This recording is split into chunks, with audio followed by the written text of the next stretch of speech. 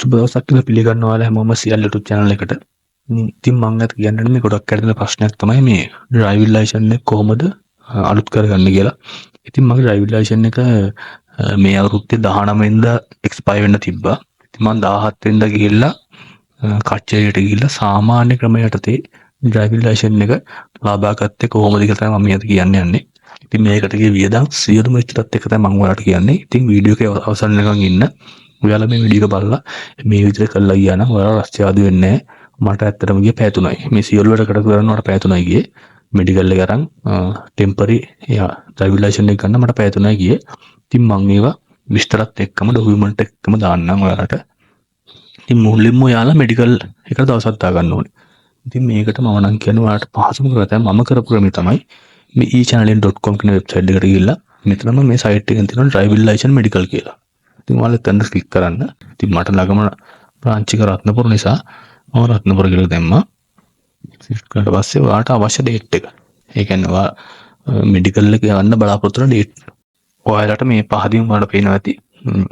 මෙන්න මේ විදිහට එනවා වෙලාවල්. ඒ කියන්නේ ඔයාලට 45 9:15 ඕන වෙලාවල් මේ විදිහට බුකින් දාන්න පුළුවන්. එතකොට ඔයාලට විස්තර ටිකක් අහනවා. ටයිටල් එක තියෙනවා. ඔයාගේ පිළිවෙන්න මිස්ටර් කියලා දාන්න නැත්නම් මිස් කියලා දාන්න.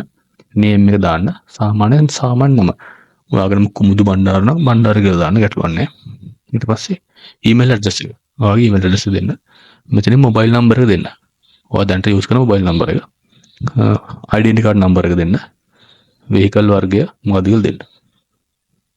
heavy කියන්නේ බර වාහන, අරක සාමාන්‍ය වාහන.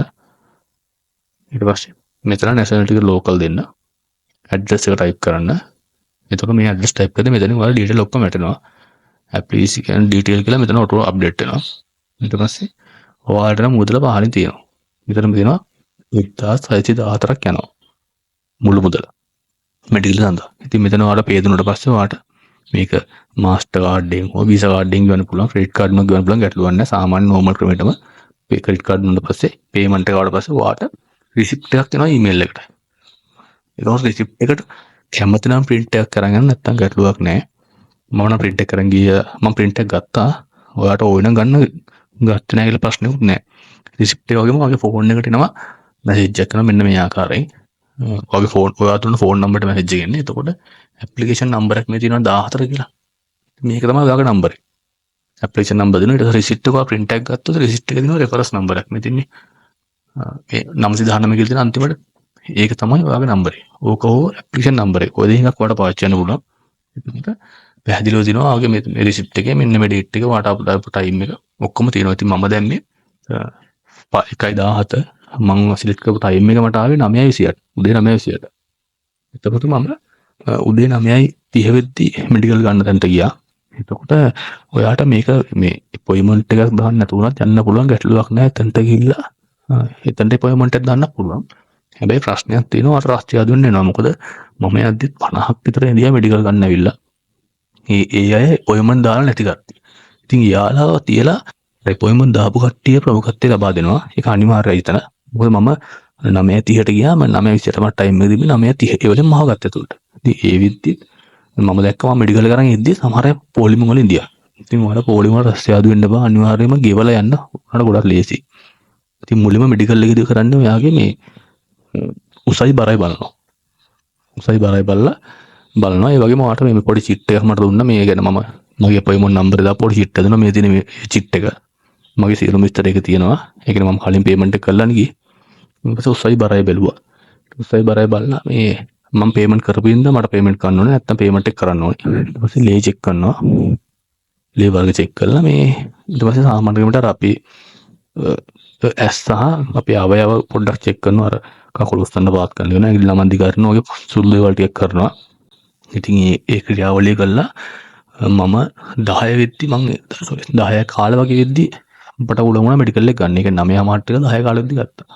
ඉතින් මම අර ඔන්ලයින් පේමන්ට් එක දාලා ගිහින් තමයි ගන්න බලන්නේ. මොකද මම ඒක අරන් ඉද්දි අර ගොඩක් කට්ටිය එළිය ඉඳියා. ඉතින් මම රස්තිය ආදු වෙන්න පාව ගොල්ලෝ අනිවාර්යෙන් ඔන්ලයින් මේ ක්‍රමයෙන් බුකින් එකක් දාලා යන්න. හරි ඊළඟට මම 10 මාර වගේ වෙද්දි කච්චරියට ගියා. කච්චරියට ගියට පස්සේ අදාළ හදැම්බල වාහන මේ ඩ්‍රයිවිං ලයිසන්ස් එක අලුත් කරගන්න ඕනේ ඩොකියුමන්ට් ටික ගත්තා. සාමාන්‍ය ක්‍රමයට තේ ඉතින් ඩොකියුමන්ට් එකට charge එකක් කච්චරියෙන් ගන්නෑ. ඊට පස්සේ කච්චරිය මට කිව්වා ඩ්‍රයිවිං ලයිසන් එකේ කොපියයි සහ ඩ්‍රයිවිං ලයිසන් එක ලැබිනේට් කරලා ගේන්න කියලා කිව්වා. සහ ෆොටෝ දෙකක් ගන්න කිව්වා.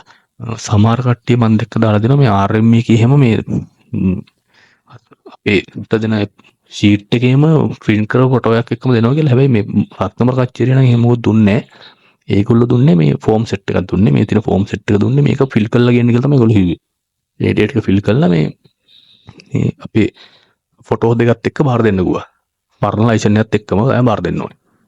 එතකොට මේ අර මේ ෆෝම් සෙට් එක ෆිල් කරන්න මේ කලබල වෙන්න ඕනේ නැහැ. ඊටාම සරලයි.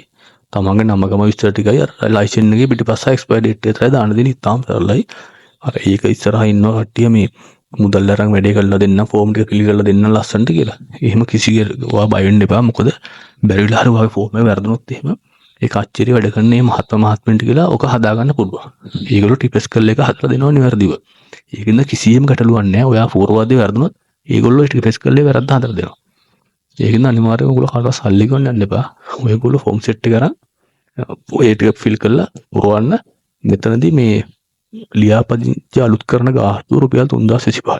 ඒ 3025 ගෙවන්න ගෙවලා රිසිට් එක අරන් කච්චරියට බාර දුන්නාට පස්සේ මට සාමාන්‍ය පැය භාගයක් වත් ගියේ නැහැ. පැය භාගයක් විනාඩි 20ක් වගේ ඇතුළත අර ටෙම්පරරි අධ්‍යයන පද්ද කොලේ දුන්නා.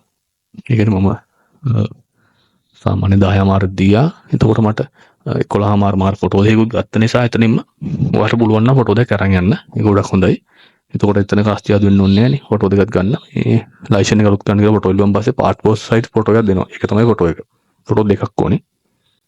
ඊ channel වලට 1614යි. ඩොකියුමන්ට් එකනේ. ලයිසන් එක අලුත් කරන ෆී එක 3025යි. ෆොටෝස් දෙක සහ අර ලැමිනේට් කරන්න අර ඩෙන්ටිටි ලයිසන් කාඩ් එක ලැමිනේට් කරන සහ ෆොටෝ කොපි ගාස්තුව රුපියල් 500යි. ෆොටෝ දෙක ගාස්තුව රුපියල් 500යි. ඒතර මුළු ගාණ 5139. ඒ වගේ ගණක් තමයි ගියේ. ඉතින් ඔයාලා යන්න මම 12 වෙද්දි ඔක්කොම ටික කරා. 12 කියන්නේ 11:45 12 වෙද්දි සියලුම ටික කරගත්තා. මට පැය 3ක් වගේ තමයි ගියා ටික කරගන්න. ඉතින් ඔයගොල්ලෝ යන්න අනිවා මේ විදිහට අනුගමනය කරලා ඔයාගේ ලයිසන් එක අලුත් කරගන්න.